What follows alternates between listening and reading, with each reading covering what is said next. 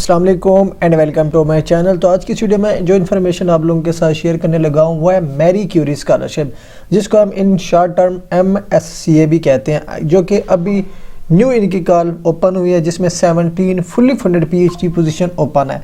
अगर आप इंटरेस्टेड हैं, PhD करना चाहते हैं मैरी क्यूरी के अंडर, और इसमें अप्रॉक्सीमेट 17 जो यूनिवर्सिटीज़ हैं ओवर यूरोप पार्टिसिपेटेड है। अपनी चॉइस के मुताबिक किसी भी यूनिवर्सिटी में आप अप्लाई करना चाहें, सिलेक्ट करना चाहें, आप कर सकते हैं। अगर आप इसमें अप्लाई करना चाहते हैं, इसकी लास्ट डेट टू अप्लाई है 31 जन 2026, जो कि अप्रोक्सीमेट 1 मंथ आपके पास रहता है। इसमें जो यूनिवर्सिटीज़ पार्टिसिपेटेड हैं वो हैं 14, जिसमें यूरोप की भी यूनिवर्सिटीज़ हैं पड़ी और कनाडा की भी यूनिवर्सिटीज़ हैं पड़ी। इसके जो इनटेक है, लाइक आपकी जो क्लासेस स्टार्टेड होंगी वो होंगी सितंबर 2026 को, और इसका जो ड्यूरेशन है वो है 4 साल का। 4 साल तक ये जो है आपको PhD प्रोवाइड की जाती है। फंडिंग जो है ना आपको प्रोवाइड करेगा MSCA, ठीक है, जो इसको हम शॉर्ट टर्म मैरी क्यूरी भी कहते हैं। अब इसका जो प्रोग्राम का सिनॉप्सिस क्या है, ये आपने खुद रीड आउट कर लेना। ये इसका सिनॉप्सिस है। जो भी स्टूडेंट अप्लाई करना चाहते हैं अपनी डिग्री एलिमेंट यहाँ पे अपना वो सिनॉप्सिस डिसाइड करेगा। ये प्रोग्राम के सिनॉप्सिस यहाँ ना प्रॉपर्ली मेंशन है, ठीक है। नीचे लिंक भी फर्दर उनकी तरफ से दिया गया। अब यहाँ में इनकी जो मैंडेटरी रिक्वायरमेंट है, अगर आप इसमें अप्लाई करना चाहते हैं तो यहाँ पे मैंडेटरी रिक्वायरमेंट जो कि 17 PhD की पोजीशन है वो भी यहाँ पे आपको प्रोवाइड की गई है फर्दर। इसके अलावा अगर आप रिक्वायरमेंट चेक करना चाहते हैं तो उन्होंने लिंक भी ऐड कर दिया, इस लिंक पे भी जाके आप विजिट कर सकते हैं। लाइक इनकी जो मैंडेटरी रिक्वायरमेंट ये है कि आपके पास ऑलरेडी मास्टर की डिग्री होनी चाहिए, आप एलिजिबल होने चाहिए अप्लाई करने के लिए।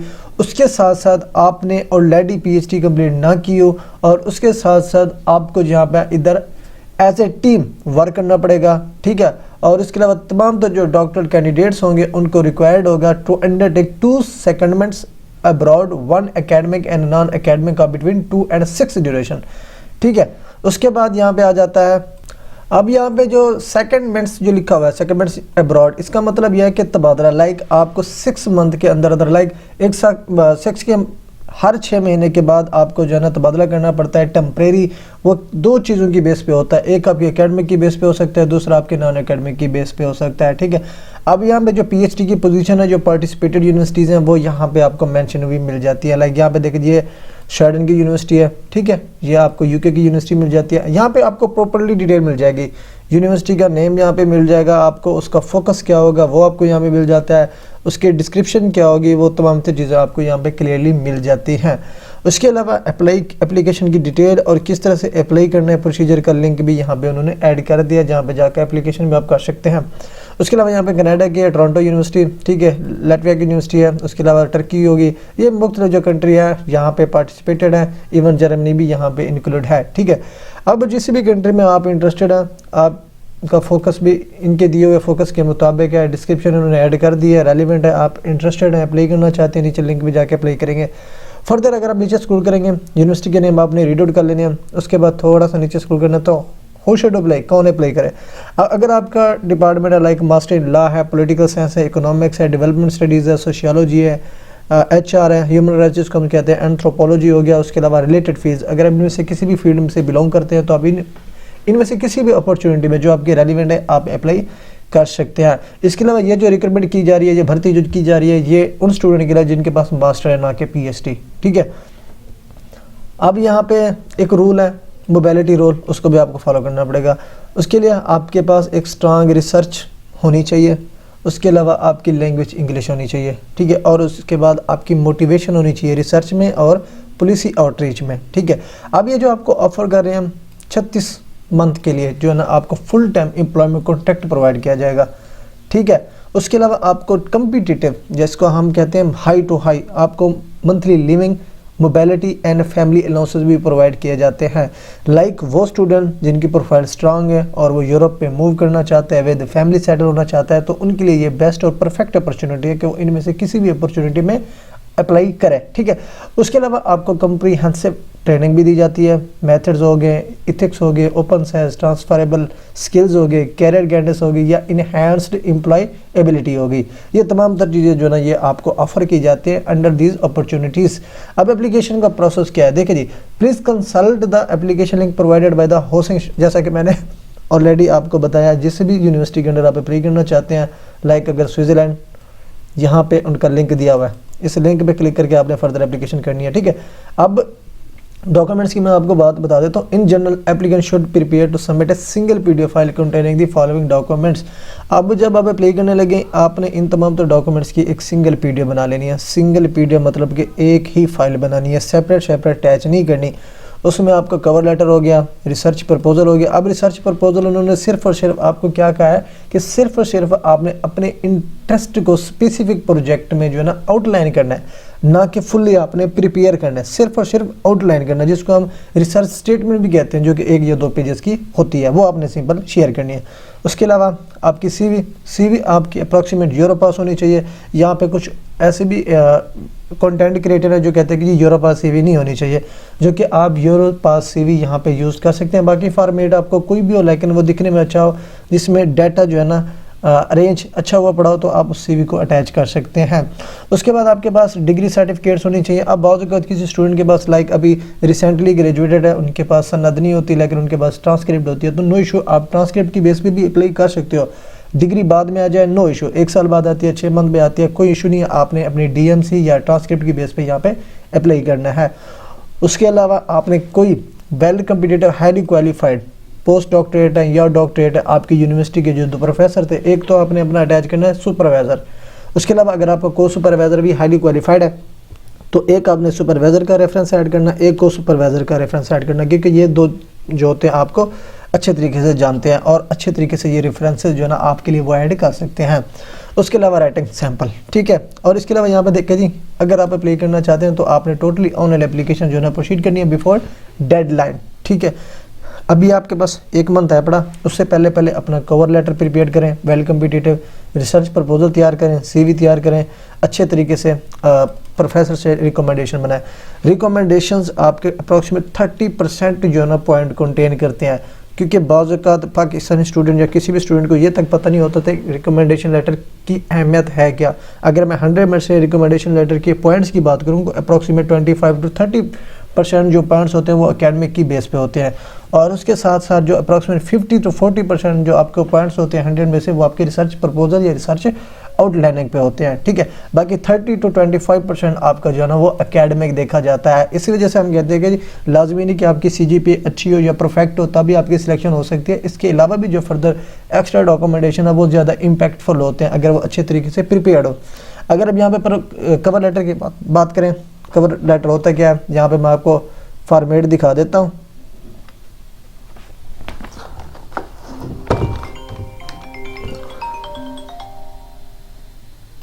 अब यहाँ पे जो है ना मैं कवर लेटर को इधर से कॉपी करता हूँ।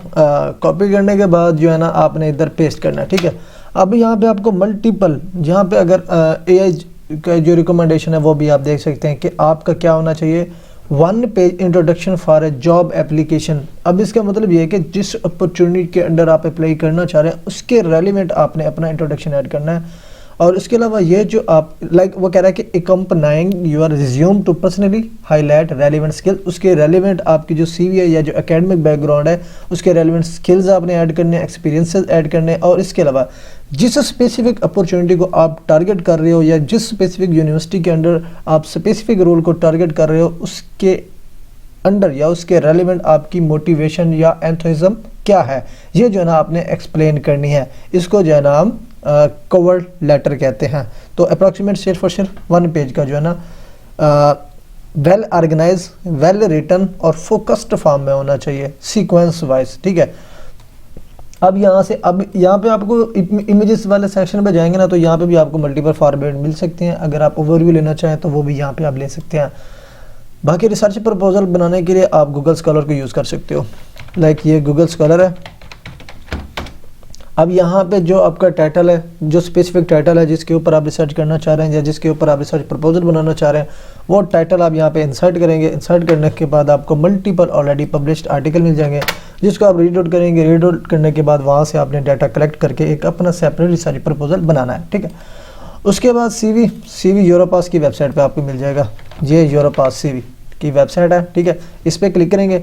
यहाँ पे आपको 1 टाइम अकाउंट बनाना पड़ता है। जब एक मरतबा आपका अकाउंट जनरेट हो जाता है ठीक है। जनरेशन के बाद आप मल्टीपल जितनी भी मरतबा यहाँ से CV डाउनलोड करो, चेंजमेंट करो, ठीक है, कोई डाटा ऐड करो, कोई डाटा डिलीट करो और सिलेक्टेड अपॉर्चुनिटी के मुताबिक CV क्रिएट करो, तो यहाँ पे आप ऑटोमेटिकली लॉगिन करने के बाद एनी टाइम आप यहाँ पे कर सकते हैं। फर्स्ट यहाँ पे अपना आपने अकाउंट क्रिएट करना है, ठीक है। अब उसके बाद क्या है जी, रिकमेंडेशन लेटर्स आपके पास एकेडमिक, यहाँ पे मैं रिकमेंडेशन लेटर के फॉर्मेट आपको दिखा देता हूँ। रिकमेंडेशन लेटर्स, अब यहाँ पे मल्टीपल फॉर्मेट आपको मिल जाते हैं, ठीक है। अब रिकमेंडेशन लेटर में भी वो उन्होंने क्या कहा, देखे जी, आपके स्किल्स, आपके करैक्टर, आपकी परफॉर्मेंस इन या ड्यूरिंग एकेडमिक, कॉलेज, स्कॉलरशिप और प्रोफेशनल या जॉब्स, इंटर्नशिप अपॉर्चुनिटीज़, ये तमाम तर चीज़ें जो है ना वो बंदा आपकी एक्सप्लेन या राइट करता है जो आपको अच्छे तरीके से जानता है, और ये जो है ना आपका टीचर होता है, जो आपका प्रोफेसर होता है, ठीक है।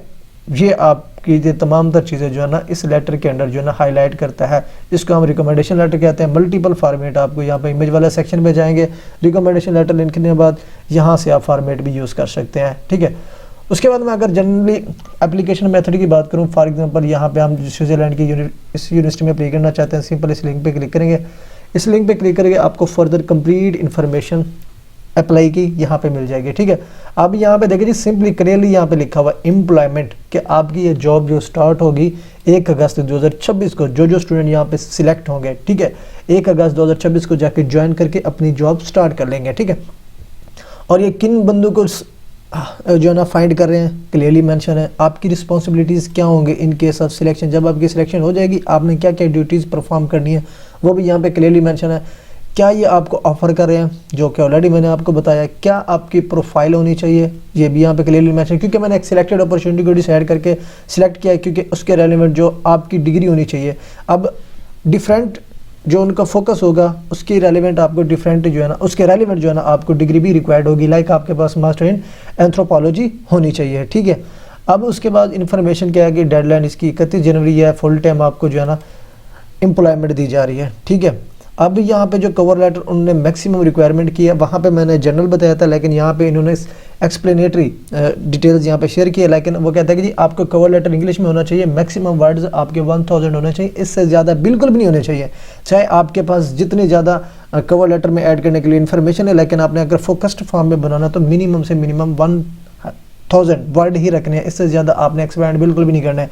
अब इसमें क्या है कि आपने अपनी ब्रीफ प्रेजेंटेशन ऑफ योरसेल्फ, आपने अपनी प्रेजेंटेशन और अपनी क्वालिफिकेशन की प्रेजेंटेशन जो है ना इसमें इंक्लूड करनी है, और उसके अलावा as well as short description of why you are interested in the doctor program, और आपने ये चीज़ें भी मेंशन करनी है कि आप क्यों इंटरेस्टेड है इस स्पेसिफिक डॉक्टर प्रोग्राम में, PhD के प्रोग्राम में और अंडर मैरी क्यूरी क्यों आप इंटरेस्टेड हैं, ये मोटिवेशन आपने यहाँ पे क्लियरली मेंशन करनी है।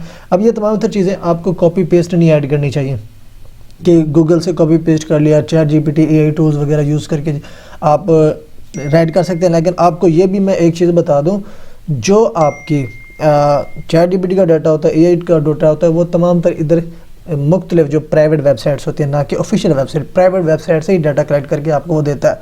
कोई वो वेरीफाइड इन्फॉर्मेशन नहीं देता, या वो खुद से अपनी इन्फॉर्मेशन क्रिएट करके हर एप्लीकेंट या हर स्टूडेंट के लिए नहीं जनरेट कर देता। वो सेम कॉपी शुदा डाटा वहाँ अपने एक ही पोर्टल पे प्रोवाइड कर देता है, जो कि टोटली प्लेजरिज्म में आता है, ठीक है। तो आपने ये जो आपने राइट करना है वो टोटल आपकी अपनी पर्सनल प्रेजेंटेशन होनी चाहिए, पर्सनल एकेडमिक क्वालिफिकेशन आपने वहाँ पर एक्सप्लेन करनी है, और अपनी पर्सनल जो आपकी मोटिवेशन है इस प्रोग्राम के रेलिवेंट वो आपने एक्सप्लेन करनी है विदाउट कॉपी पेस्टिंग, ठीक है। और इसके अलावा थीसिस एज राइटिंग एग्जाम्पल, ठीक है। उसके अलावा आपकी डिग्री और रिसर्च प्लान, अब यहाँ पे वो देखे जी क्लियरली उन्होंने मेंशन किया, वहाँ पे रिसर्च की स्टेटमेंट चाहिए थी, लेकिन यहाँ पे वो डिमांड कर रहे हैं 3000 पर मुश्तमिल आपका रिसर्च प्लान होना चाहिए, और ये जो प्लान आपका इंक्लूड होना चाहिए, एक तो आपने इस रिसर्च का पर्पज़, और इसके अलावा question that the project intend to an answer an account of theoretical framework and the methodological approach. ये तमाम तर सेक्शन आपने इस रिसर्च प्रपोजल में इंक्लूड करने हैं, जो कि मैंडेटरी हैं। आप अप्रॉक्सीमेट जैसे कि हम जनरल जो रिसर्च प्रपोजल बनाते हैं उसमें हम इंट्रोडक्शन ऐड कर देते हैं, ठीक है, रिसर्च गैप ऐड करते हैं, ऑब्जेक्टिव ऐड करते हैं, मेथोडोलॉजी ऐड कर देते हैं, टाइमलाइन बाज़ औक़ात ऐड कर देते हैं, या आप अपने एक्सपेक्टेड रिजल्ट्स वहाँ पे ऐड करते हैं। कुछ जो है ना वहाँ पे अपने इस रिसर्च के रेलेवेंट जो एक्सपेंसेस लगने होते हैं वो यहाँ पे ऐड करते हैं, फिर रेफरेंसेस। लेकिन आपने जो यहाँ पे रिसर्च प्लान बनाना है इनकी गिवन सजेशन के मुताबिक बनाना है। कोई जर्नल आपके पास ऑलरेडी अगर बनना पड़ा है तो उसको आप स्किप करेंगे, इसके मुताबिक ही आपने रिसर्च प्लान बना के यहाँ पे अटैच करना है। उसके अलावा यहाँ पे एक स्टेटमेंट भी आपने राइट अप करनी है, ठीक है, जो सर्टिफाई करे कि applicant has not resided or carried out their main activity work or studies in Switzerland. क्योंकि आप मैंने कौन सी अपॉर्चुनिटी डिसाइड की है, स्विट्ज़रलैंड की डिसाइड की है, तो वो कह रहे हैं कि आप ऑलरेडी इस अपॉर्चुनिटी को ना ले चुकी हूँ, इसमें लाइक आप पहले स्विट्ज़रलैंड में रह भी ना चुके हैं, क्योंकि इंटरनेशनल स्टूडेंट के लिए सीट्स हैं तो सिर्फ और सिर्फ इंटरनेशनल स्टूडेंट ही अप्लाई कर सकते हैं। तो इंटरनेशनल के लिए जो है ना पहले से स्विट्ज़रलैंड में लाइक अगर उसका विजिट हुआ है या रिहाइश पजीर हुआ है तो वो इसके लिए अप्लाई नहीं करेगा, ठीक है। और इसके अलावा जो भी शॉर्ट लिस्टेड स्टूडेंट होंगे will be asked to submit a signed mobility declaration covering the last 36 month together with the supporting documents. Like जब आपकी सिलेक्शन होगी, सिलेक्शन के बाद एक फॉर्म होगा, फॉर्म के अंदर आपने लाइक एक एक्सेप्टेंस आपको मिलती है, आप वो एक्सेप्टेंस को एक्सेप्ट करते हैं, ठीक है, ये ऑफर को आप एक्सेप्ट करते हैं, उस लेटर पे आपने सेंड ऐड करके इनको रीसेंड करना है। उसके अलावा कुछ डॉक्यूमेंट्स आपके like residence registration, tax certificate, employment और स्टडी अटेस्टेशन, ये तमाम तर चीज़ें भी रिक्वायर्ड हो सकती हैं, ये भी आपने प्रोवाइड करनी है। उसके अलावा इसकी जो सिलेक्शन होगी वो बेस्ड होगी क्राइटेरिया के।